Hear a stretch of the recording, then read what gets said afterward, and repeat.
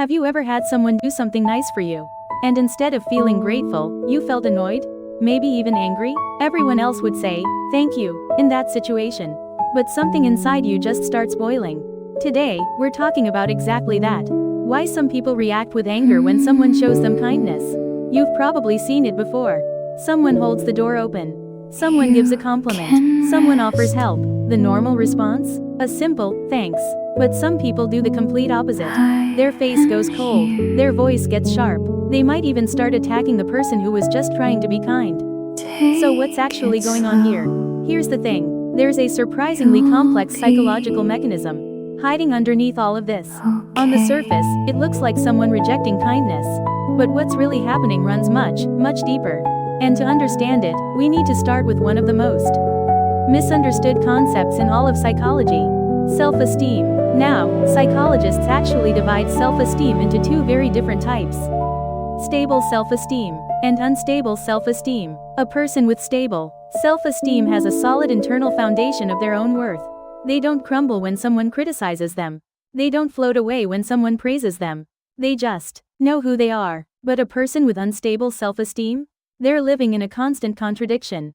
They desperately crave external validation, while simultaneously believing deep down that they don't deserve it. Think about that for a second. Wanting approval, while being convinced you're not worthy of it. That's exhausting just to think about. And this is where it gets interesting.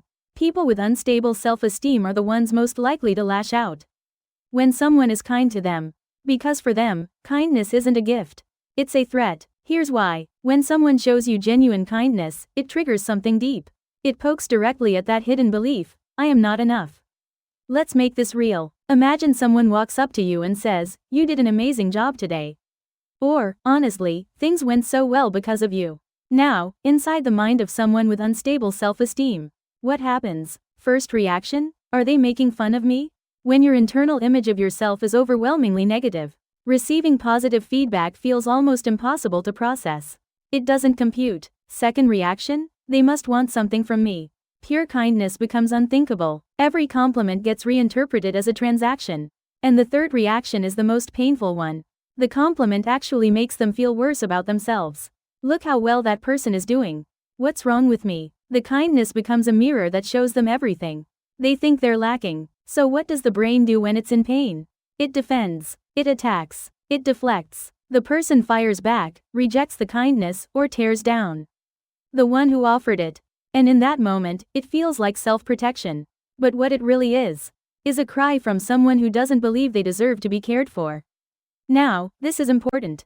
This isn't just about someone having a sensitive personality. There's a specific psychological concept called reactive self-esteem. And people with high reactive self-esteem ride an emotional roller coaster based entirely on what happens around them. A win? They're on top of the world. A loss? They hit rock bottom. And for these people, receiving kindness doesn't feel warm.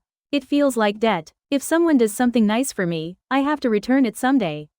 And right now, I don't have the capacity to do that. That anxiety is real. And it's loud. Now stay with me, because this is where it gets really deep.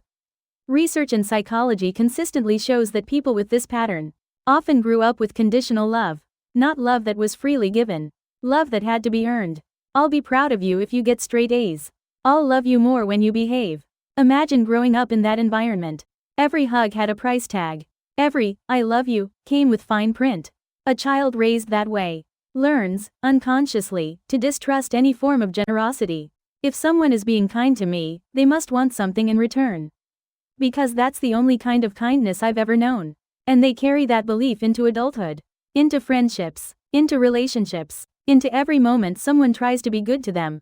Now for these people, kindness doesn't just feel uncomfortable. It feels dangerous. It breaks through their armor. And it amplifies that inner voice that says, "You don't actually deserve this." When that voice gets loud enough, it explodes outward. "Why are you doing this? I don't need your help." But underneath those words, the real message is, "I don't believe I'm even worth helping." And this is where it gets wild. This pattern shows up most visibly in people with narcissistic tendencies. But here's what most people get wrong about narcissism. We picture someone flashy, arrogant, attention-hungry, but underneath that exterior, an extremely fragile sense of self-worth. For someone with these tendencies, someone offering them help doesn't feel like support. It feels like an accusation. If you're helping me, that means you think I can't handle it myself. That means you think I'm weak. And that thought? Intolerable. So the anger isn't really at the person helping. It's at the idea of being seen as someone who needs help. There's another personality type where this plays out differently. People with avoidant tendencies. They're deeply uncomfortable with closeness in general. The moment someone steps in to offer kindness, their instinct is to create distance. Not because they don't want connection, but because getting close means risking getting hurt. And attacking the person showing kindness? That's just a very fast way to push them away. Now here's something fascinating about how this shows up in modern life. Think about how many of us grew up hearing things like, "Don't bother other people with your problems. Handle it yourself." Asking for help is a weakness. These messages get baked into us early. So when someone extends a hand, something inside says, "No. You're supposed to do this alone." Accepting help starts to feel like admitting failure. And for someone already carrying the weight of, "I'm not enough," that's one more piece of evidence they can't afford to accept. The kindness becomes a verdict.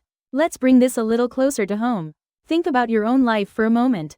Has anyone ever given you a genuine compliment, and you immediately dismissed it? "Oh, it was nothing. Anyone could have done that.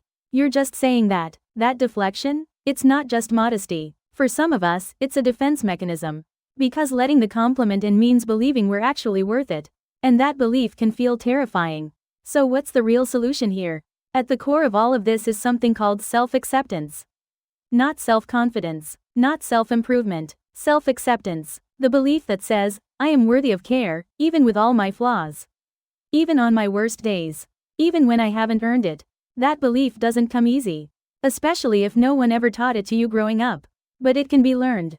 It starts with small moments. Letting yourself say, "Thank you," and actually meaning it. Noticing when you want to deflect a compliment, and choosing to pause instead. Asking yourself, what am I actually afraid will happen if I accept this kindness? These aren't just exercises in politeness. They're acts of healing. Because if you've ever caught yourself feeling angry when someone tried to be good to you, that reaction isn't a character flaw. It's a signal pointing straight to a wound that hasn't fully healed yet. And the first step toward healing is simply seeing it for what it is. Not weakness, not brokenness, just a part of you that never got to feel safe being cared for. And you can start changing that today. One thank you at a time. Because the most radical thing some of us can do isn't to achieve more, or prove more, or push harder. It's to finally let someone in.